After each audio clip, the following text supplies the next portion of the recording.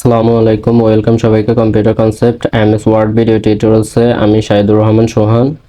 গত ভিডিওটিতে আমি আপনাদের দেখিয়েছিলাম এমএস ওয়ার্ডের ক্লিপবোর্ড এবং ফন্টের কাজ, যা হোম পেজ এর দুইটি পার্ট। আজ আমি আপনাদের দেখাবো কিভাবে আপনারা শর্টকাট কি ব্যবহার করে দ্রুত আপনাদের কাজ সম্পাদন করতে পারেন। তবে হ্যাঁ, আমি আপনাদের দেখাবো যে শর্টকাট কিগুলো বেশি ব্যবহারের প্রয়োজন হয় সেগুলো। যেমন আমি এখানে লিখে রাখছি, এই যে দেখতে পাচ্ছেন সিলেক্ট, কপি, কাট, পেস্ট। আমরা সরাসরি এখন প্রয়োগ দেখব। তার জন্য আমাদের প্রথমে এমএস ওয়ার্ডটি ওপেন করে নিতে হবে।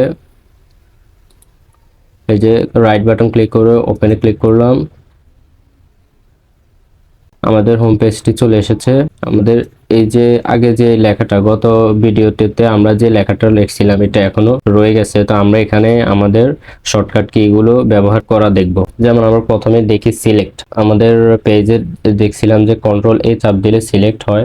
আমরা সহজে সিলেক্ট করার জন্য কন্ট্রোল এ ব্যবহার করতে পারি, কন্ট্রোল সি দিয়ে কপি করতে পারি এবং এন্টার চাপ দিয়ে কন্ট্রোল ভি ব্যবহার করে আমরা পেস্ট করতে পারি। মানে আমরা যে লাইনটা সিলেক্ট করলাম, কপি করার পর ওটা আবার আরো একটা লাইনের মধ্যে পেস্ট করলাম। আমরা আবার দেখা গেছে এই দুইটাকে একসাথে সিলেক্ট করে কন্ট্রোল এ সিলেক্ট করে কন্ট্রোল এক্স চাপ দিলেই আমাদের এটা কাট হয়ে যাবে। আবার যদি আমরা দেখা গেছে আমাদের কাজ যেটা ওইটা আবার ফেরত আনতে চাই, আমাদের পেজে যেগুলো আমরা ডিলিট করে ফেলছি ওগুলো যদি আমরা ফেরত আনতে চাই, তাহলে কন্ট্রোল জেড এর সাহায্যে, যাকে বলা হয় আনডু, কন্ট্রোল জেড এর সাহায্যে আমাদের পূর্ববর্তী কাজগুলো আমরা ফেরত আনতে পারি। আবার কন্ট্রোল ওয়াই এর সাহায্যে আমরা কি করতে পারি, রিড ও মানে আনডু যে কার্যক্রম ওইটা ফেরত আনতে পারি কন্ট্রোল ওয়াই এর মাধ্যমে। তারপর আবার আমরা দেখতে পাচ্ছি যে এখানে বোল্ড, ইটালিক, আন্ডারলাইন। এখন আমরা দেখবো যে আমাদের যে কাজগুলো আছে এগুলো বোল্ড, ইটালিক, আন্ডারলাইন এগুলোর কাজটা আমরা দেখি যে আমরা আমাদের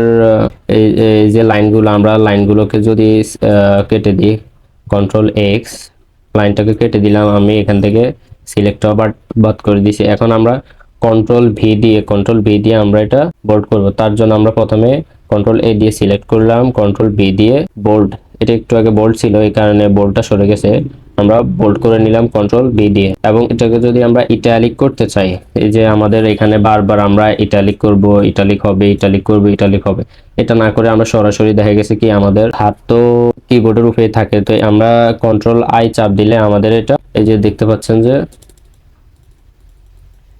আমাদের এটা বাঁকা হয়ে গেছে, ইটালিক। ইটালিক মানে বাঁকা হয়ে গেছে। আবার দেখা গেছে যে আমরা যদি এটার ভিতরে এই লাইনটার নিচে আন্ডারলাইন করতে চাই, তাহলে আমরা কিভাবে করব? আন্ডারলাইন করতে আমরা গত ভিডিওতে দেখিয়েছিলাম যে এখানে ইউ চাপ দিলে কিন্তু আন্ডারলাইন হবে। আমরা সিলেক্ট কন্ট্রোল এ, এবার কন্ট্রোল ইউ চাপ দিলে কিন্তু আমাদের এখানে দেখতে পাচ্ছেন আন্ডারলাইন হয়ে গেছে। এর সাহায্যে কিন্তু আমরা সহজেই আমাদের এমএস ওয়ার্ডের কাজগুলো করতে পারবো। বারবার উপরে নিচে আমরা মাউস ধরা লাগবে না, আমরা সহজেই কিবোর্ডের সাহায্যে আমাদের কাজটা করতে পারবো। এখানে আবার আমরা গত ভিডিওতে আমরা আরো দেখছিলাম যে ইনক্রিজ, ডিক্রিজ। ইনক্রিজের যে শর্টকাটটা দেখেছিলাম একটু আগে, কন্ট্রোল শিফট প্লাস আমাদের এই যে, তবে এখানে আমরা শুরুতেই আমাদের এটা সিলেক্ট করে নেব, যেমন control shift plus, less than sign, greater than sign এগুলো দিলেই দেখা গেছে কি গ্রেটার দেন সাইন দিলেই আমাদের এটা বড় হয়ে যাবে। আবার যদি আমরা control shift plus less than sign দিই, তাহলে আমাদের এটা ছোট হয়ে যাবে, এই যে দেখতে পাচ্ছেন।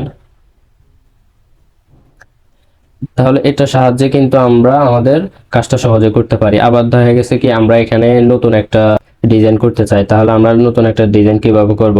কন্ট্রোল ডি চাপ দিলে আমাদের এখানে কিন্তু ফন্ট স্টাইল, সাইজ এগুলো দেখা যাচ্ছে যে আমরা এখান থেকে আমাদের ফন্টের স্টাইলটা কিন্তু পাল্টাতে পারি, যেমন এরিয়া ন্যারো, রিয়াল ব্ল্যাক ইত্যাদি এগুলো দিতে পারি। এরপরে এখানে আছে বোল্ড, ইটালিক বা শুধু ইটালিক দিতে পারি, রেগুলার দিতে পারি। আবার এখানে সাইজ, আমাদের এখানে সাইজ আছে, এটাকে বলা হয় ডায়ালগ বক্স, এমএস ওয়ার্ডের ডায়ালগ বক্স বলা হয়। এগুলোকে এখান থেকে এফেক্ট দিতে পারেন, অটোমেটিক, এগুলো আপনারা দেখে নিতে পারেন। এই যে আমরা জাস্ট এখান থেকে দেখাই, এই যে এই ডিজাইনটা করতে পারেন বা এগুলো দিতে পারেন উপরে নিচে। আমি আপাতত ক্যান্সেল দিয়ে দিলাম।